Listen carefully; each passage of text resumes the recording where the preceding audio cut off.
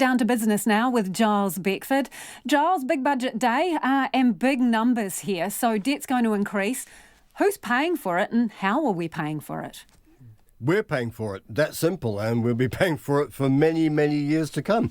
First of all, look, the numbers were eye-wateringly big, as you say, and it just emphasises what a hole the economy has fallen into as a result of COVID-19. And when we're looking at borrowing $150 billion extra over the next 4 years, that shows you the scale of the problem and the challenges that face the economy.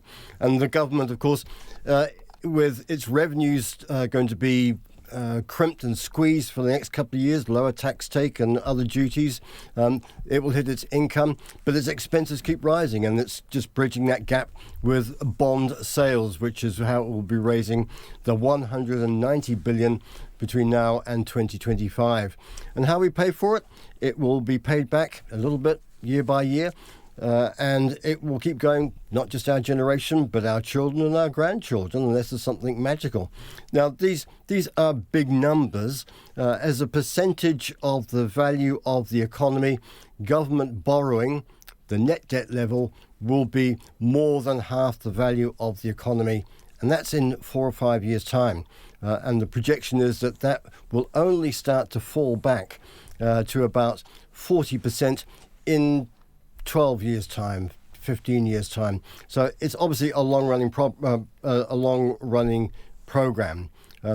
As a point of comparison, after the GFC and the Christchurch quakes, our level of debt was up towards 30% of the value of the economy. So obviously you see there the difference in the magnitude of the hit our economy is taking. And I know some people are saying, well, how do we compare with other countries? Well, we actually are in a pretty good position. And it says everything about the state of the world economy, that even now, when we're talking about the debt being more than half the value of our economy, we're still down the bottom of the league in world terms. By way of comparison, Japan's debt is more than 200% of the value of its economy. Big powerhouses such as Germany, close to 100%, as is the United States, Britain, even Australia is sitting in around 40%. So from that point of view, you have to say, and these are all pre-COVID-19 levels, I should say. Let me just make that clear. When we went into the crisis, we were sitting at 20%. So lots of headroom for the government to be able to play with. In terms of fiscal security, the government's really been left with very little choice but to go out there and borrow. And yes, it's a generational thing. We're spending now in terms of trying to safeguard jobs, infrastructure, create wealth again. These things take some time, they take money, and from that point of view, future generations will also benefit, not just ourselves.